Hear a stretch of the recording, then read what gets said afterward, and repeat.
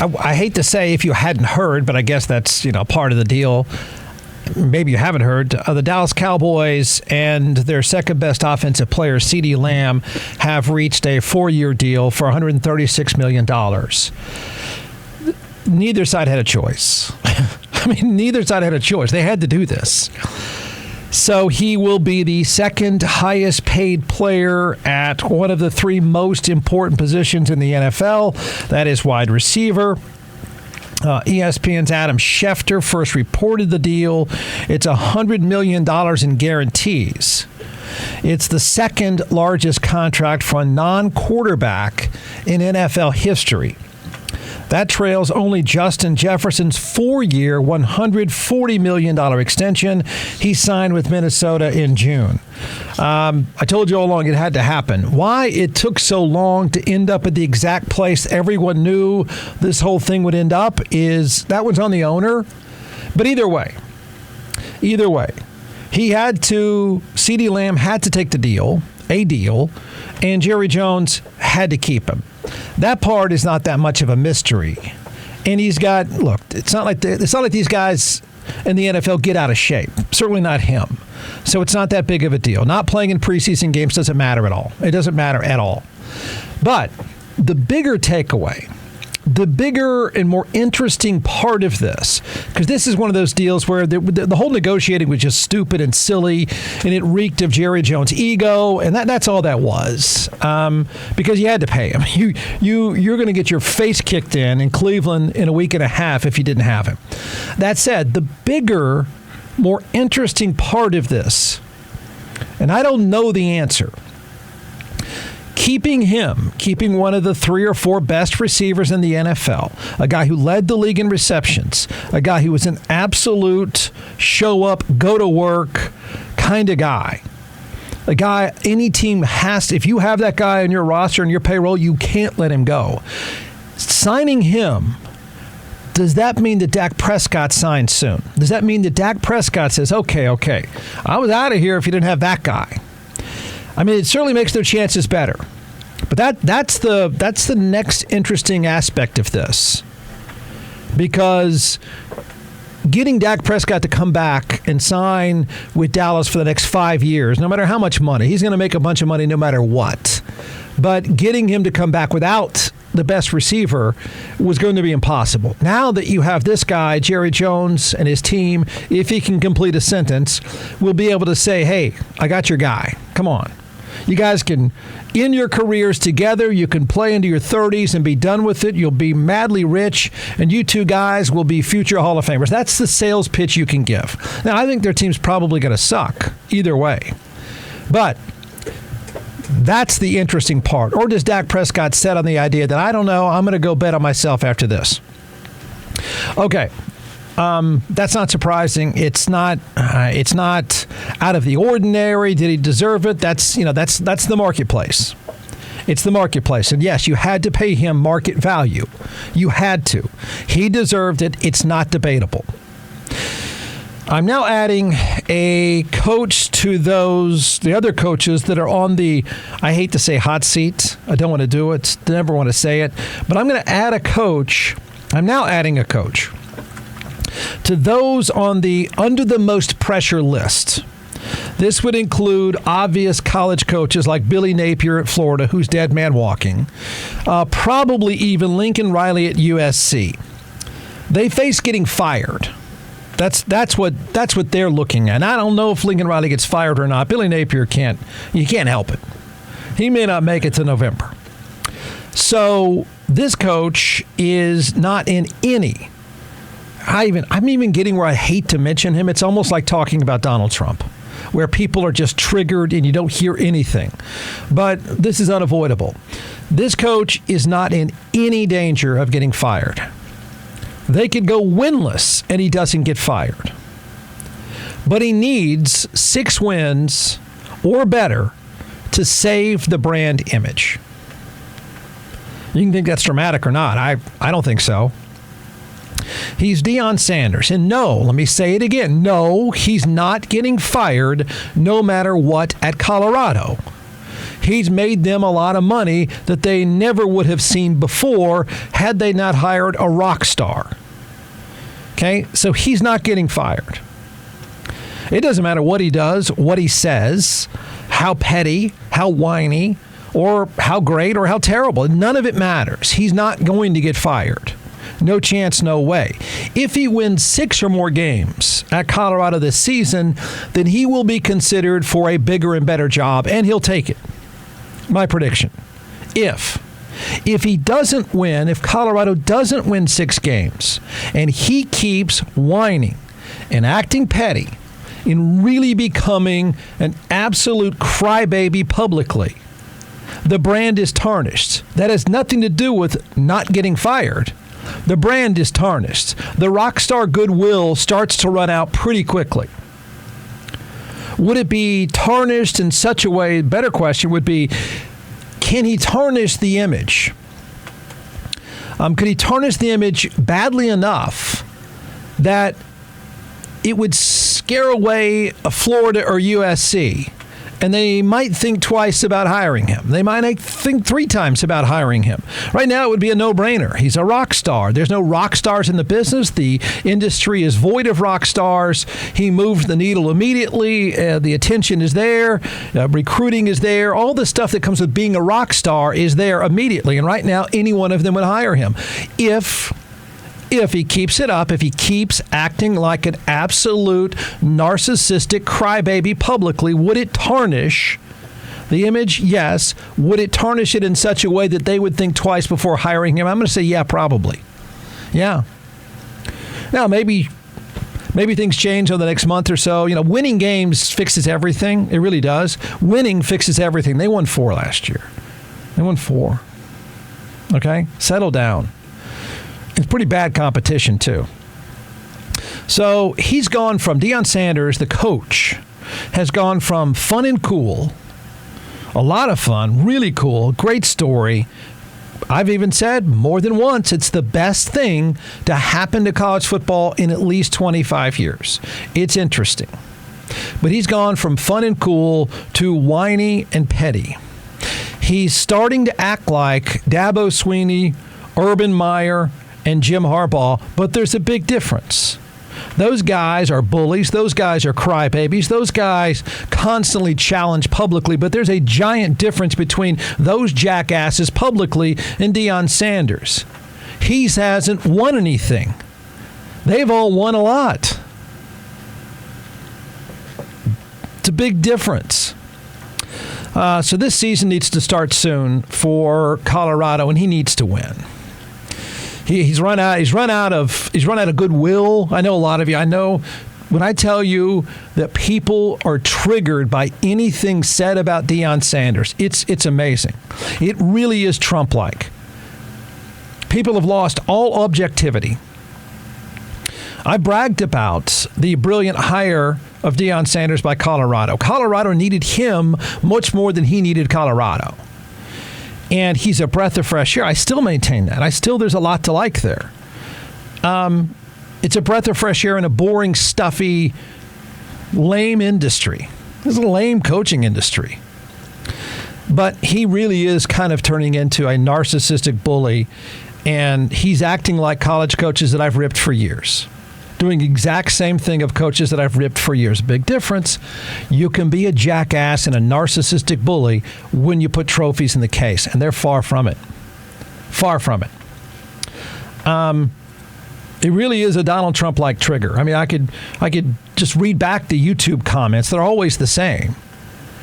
So I get more blowback. In fact, I get more blowback for saying anything even remotely critical, and I think it's pretty objective. More so than even Donald Trump. And that's saying a lot. The blowback has no objectivity. None. Because this, I think most sensible, reasonable people would say, the dude is running out of public relations equity. He's running out of it. Okay, his latest stunt, and I'm going to call it a stunt, is plenty of jackass coaches before Deion Sanders have done similar petty things. Let me explain to you about big time college football, you live in like these. It's a bunker. You live in these Taj Mahals where you don't really interact with anyone else. Coaches and players. That's why they always have this bunker mentality, because they segregate themselves because they're not really a part of the college. And so the coach doesn't answer to anybody at the college. The coach doesn't answer to anyone on the campus. Sadly, a lot of the players don't answer to anyone on campus. And so they just get in these places. And they're mad at everyone when you don't understand us. You don't get us. So that's where this stuff comes from. It's not, Deion Sanders isn't the first to have this ridiculous, pathetic bunker mentality. There's a long list of coaches that act the same. They're by far the highest paid state employees in every state. They're untouchable when they win. They're protected by rich alumni, so they feel empowered. They feel untouchable. So they get mad because they live in this world. They get mad if they think anyone is dissing them, if anyone doesn't appreciate what they do or how hard they work or how successful they are, what their life is like, which is just BS. You're a football coach. Come on. But that's where this comes from. Now, he's different because he's been a rock star for 30 years, which just makes it even more bizarre. I mean, when you got these middle-aged white guys that are cranky and are rich now and are winning, they've never been superstars before. He's always been a superstar, which makes his horrible handling of media really bizarre to me. But that's where the anger and the don't you know me, don't you touch me mentality comes from with coaches in general. And he's acting like a lot of old coaches have acted. Every time I've ripped them. Every time. And I think you should too. And it shouldn't be tolerated. And if you want to spar with media, then spar with media. Go right ahead. Bring it on. So no person in the college sports industry has moved the needle like Deion Sanders. He's the face of the brand, and he's the show. No player or coach has moved the bottom line like Deion Sanders. They went from not selling out ever to selling out consistently. They went from having no ratings and no one caring to being huge ratings. He made Colorado must-see. He's worth a lot to them. They won 4 games a year ago. They won 4 games maybe exclusively because the best player in college football and the most talented quarterback in college football were on the same team. They carried the team. They're 2 big-time NFL players. They got hurt, and Colorado was a on-the-field mess. No coach could have made them much better. I don't hold that against Deion Sanders. They just don't have any talent except for a few guys. But off the field, he's become whiny, old school, I hate media, I'll fire you, and I'll fire back at you. And it's a lame act. He's acting like Urban Meyer, Jim Harbaugh, and Dabo Swinney. I want to say that again so people don't go, you're just picking on him. No, he's acting just like those jackasses do publicly. So this whole don't you challenge me or criticize me thing is just, it never ends well. It's really irritating, and it's completely unfounded. So here we go. It's made its way to ESPN. Just so you know, here's the setup of the latest fight. And I don't think it'll be the last. And once you win, this stuff the rest of us stop talking about it. But if you don't win, it's going to pile up on you. And then you start getting angrier and angrier. That's usually the template for whiny, narcissistic, bullying coaches. If they don't win, they get really mad because now they're easy to make fun of. Colorado has banned Denver Post columnist Sean Keeler from asking questions of football coach Deion Sanders or other members of the football program.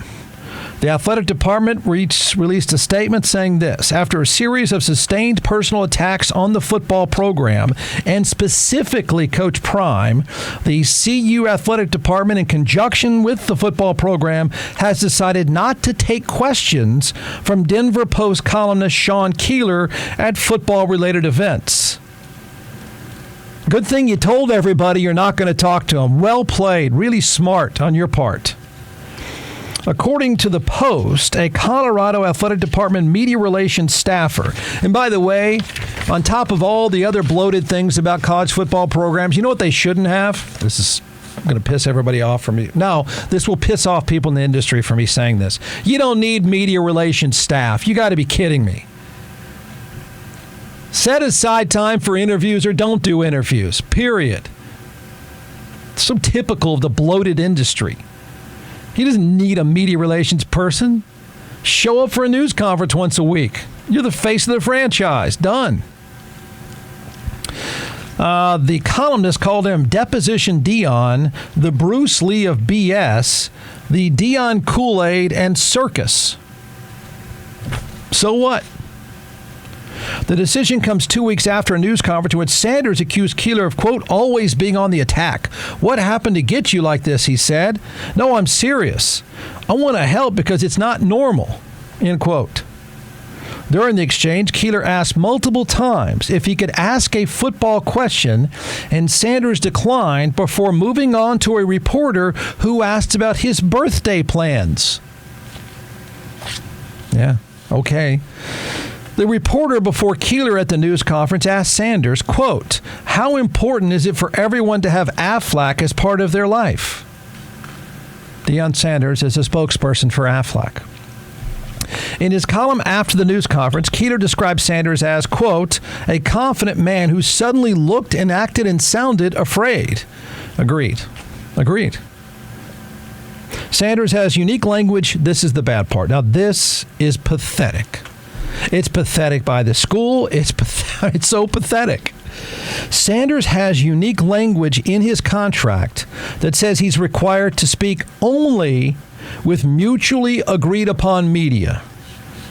The Denver Post sports editor released a statement. He says it would be more accurate if they said, quote, we don't like Sean Keeler's critiques of our program. Yeah, just own it, man. Just own it. I don't agree with you. Psst, I hate those attacks. Next question, please.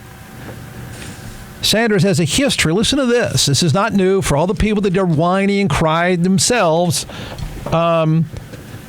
Sanders has a history as a coach of using his influence to ban reporters.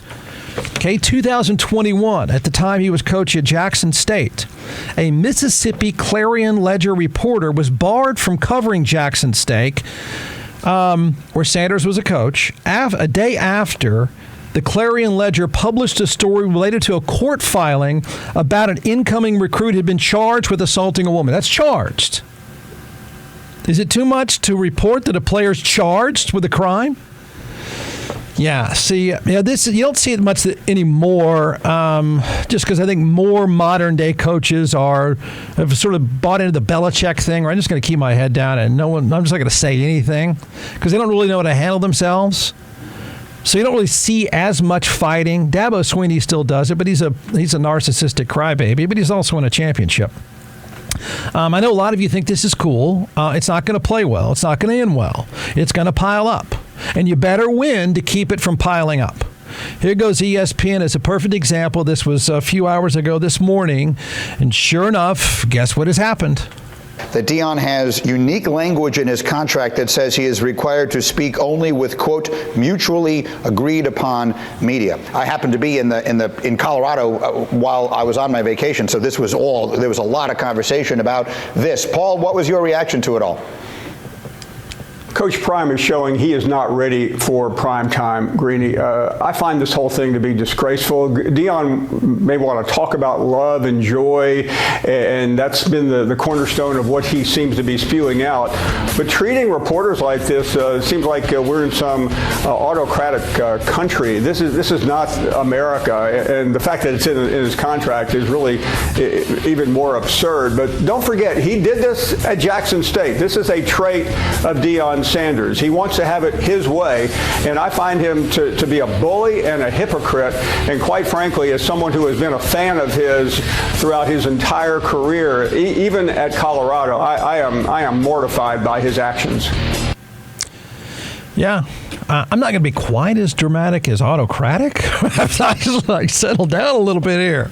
It's not that big of a deal. You know, we have much bigger. I know it's hard to comprehend. I mean, we have much bigger deals, and we have real autocrats around the world. Hell, we might even elect one here. So I'm not throwing around autocrat. I'm just going to say it's a lame look, especially from a guy who's a rock star. But Jeff, what if you don't like what people say about you?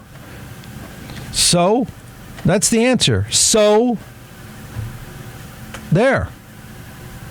I mean, he's on social media all the time. So, if he wants to fight with reporters, then fight with reporters. I assume that the columnist, I should say, a columnist, which your job is to write opinion pieces. If you don't want to read it, don't read it. If you want to, that were my gig, it's not. I would say, you disagree with me? Why don't we argue about it then? Tell me what it is that you disagree. If you want to disagree, disagree. So what? So what is the answer? So what? Is he required to answer questions? Not really. He can say, I've got nothing to say today. He can be Bill Belichick all day long, but you know what? He's not. And it's pretty odd and pretty tough to sell for a guy who makes a living doing Aflac commercials. To not be able to handle a critical columnist is absurd. A guy who wants to be a rock star and do Aflac commercials for some reason doesn't want to be questioned or criticized is pathetic. It's a bad look, and you better win. You just better win, because if I'm hiring someone, you know what I don't need? I don't need your drama. See, in the sports business, when people pay you, they're paying to win. They're paying for championships. That's what the sports business is about. And you can deal with and live with a lot of drama, whether it's a player or a coach. You can live with a lot of drama when you win. Drama when you lose sucks. And the guy is quickly being nothing. He is quickly finding a place to being nothing but drama. Always drama. You don't win enough. 4 games. You better win 6 or more. You better win 6 or more. Because it's just not something people want to deal with. You wouldn't either. If you're writing a giant, you're looking to hire this guy for millions and millions. You're going to hire him for. He'll be easily a $150 million coach. If he were to win 6 games this year, he'll be a $150 million coach. Okay? That is the face of your franchise. That is the face of your franchise. Ask the Aggies how it works. And Jimbo Fisher may have been an insufferable jackass, and that's part of the reason why they ended up getting rid of him. But he wasn't quite this kind of drama. When you pay $150 million to the face of your franchise, and you're, by the way, a public university, I know that's lost on everybody who thinks that it's just Football Inc. You represent a university.